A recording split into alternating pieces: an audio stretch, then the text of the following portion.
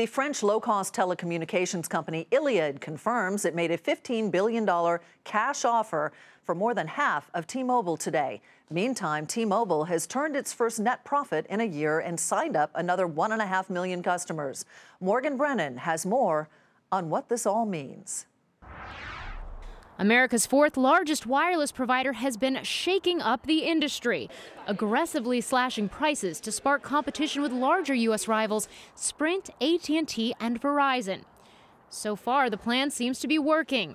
T-Mobile continues to add monthly wireless subscribers, and now it's attracting potential buyers. We've always said in the long term, scale is extremely important. But I point out that we have multiple options to create long-term scale for this company, one of which has been long rumored and, is one possibility. Multiple options is right. While it's been widely believed that Sprint could put a bid in for T-Mobile, another company has beaten it to the punch.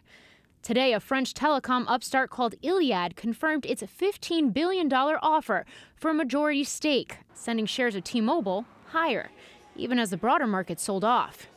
Experts say such a deal could face fewer regulatory hurdles, since it would maintain the current number of wireless carriers. But it also strikes right at the center of a heated price war that's redefining the U.S. wireless space. Experts say a deal like this could be good for consumers, since a Sprint-T-Mobile merger would have potentially decreased that competition. AT&T and Verizon, paradoxically, would have benefited if Sprint and T-Mobile merged, because you'd see 4 players going to 3, and the presumption was from investors that that would mean higher prices for consumers and therefore more profitability for the wireless carriers.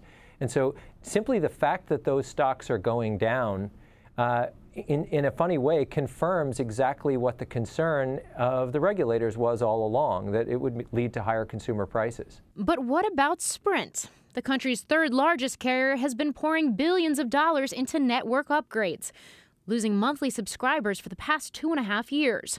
While those upgrades are expected to be completed this year, analysts say it would need more scale to better compete for customers. A potential deal with T-Mobile could have provided that. Still, this is only the beginning.